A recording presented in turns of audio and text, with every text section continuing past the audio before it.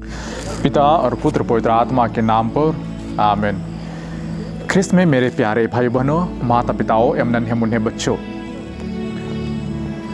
कल से उद्धृत जो पहले पाठ में हम लोगों ने सुना था कि मूसा का जन्म हुआ और मूसा का पालन पोषण होने के बाद वे पले बढ़े और वे जवान हो गए।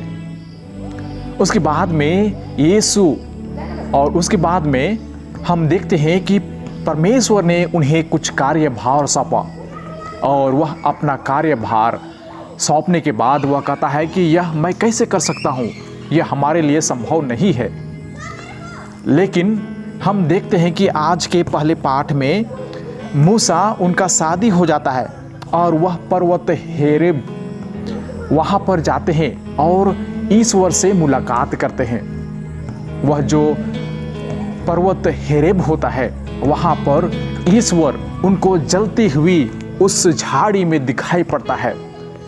जब वे भेड़ चरा रहे थे उस समय वह झाड़ी से जो आग जल रहा था वह बुझ नहीं रहा था, इसलिए उन्हें कुछ ऐसा संदेह हुआ कि क्या ऐसा जल रहा है। उन्होंने जब नज़दीक जाने की कोशिश की तो उधर से आवाज़ आया कि मूसा मूसा अपना चप्पल खोल दो।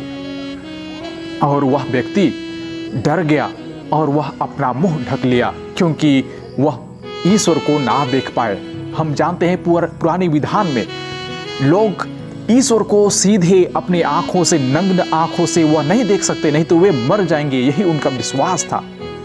और इतना तक कि वे यहोवा कहकर ईश्वर सीधा वे नहीं कहते थे। जैसे हम नए विधान में देखते हैं कि परमेश्वर ने और हमारे प्रभु यीशु ख्रिस्त ने पिता कहकर पुकारने के लिए कहा, लेकिन पुराने विधान में वे याहवे कहते थे, लेकिन उससे भी वे लिखते थे याहवे, लेकिन वे पढ़ते थे जाहवे।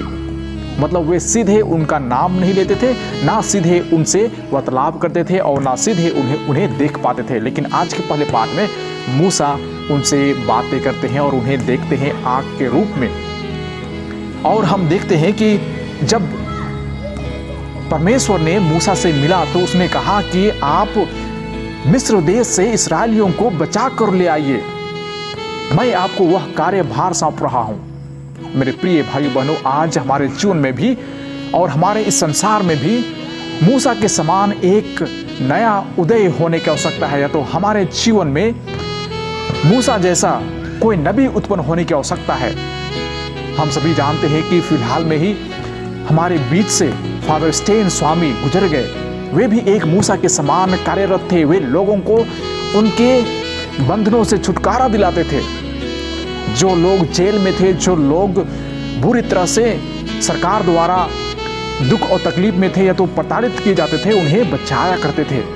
तो उस प्रकार का मोसेस आज हमारे समाज में होने की आवश्यकता है। और आज के सुसमाचार में यदि हम गौर करें तो प्रभु यीशु ख्रिस्त कहते हैं कि मैं पिता परमेश्वर को धन्यवाद देता हूँ क्योंकि आपने यह सब जो कुछ भी रखा है वह आपने गुप्त रखा और निरीह मनुष्य को आपने बताया है। क्यों? यह निरीह मनुष्य कौन है? साधारण मनुष्य।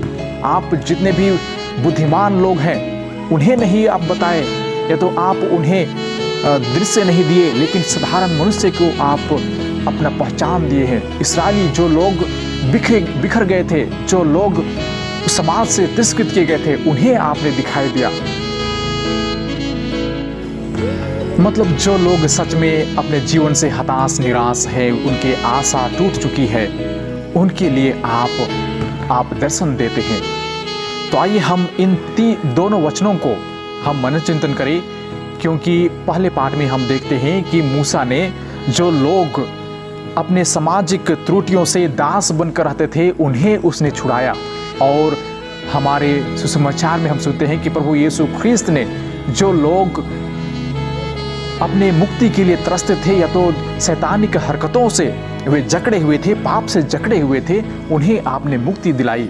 तो आइए हम भी मूसा के तरह लोगों को जो अपने शारीरिक रूप से दुख और कष्ट में हैं, हम उन्हें मुक्ति दिलाएं। और दूसरी ओर हम अपनी आत्मा के लिए भी काम करें, जिससे हम अपनी आत्मा से अच्छे सुविचार से हम अपनी आत्मा को भी मुक्ति दिलाएं। तो इन्हीं 2 शब्दों से हम आज अपने जीवन को सुंदर एवं सुखद बना सकते हैं। आइए हम कुछ देर मौन रहे और हम परमेश्वर से यह प्रार्थना करें। पिता और पुत्र पवित्र आत्मा के नाम पर, आमीन।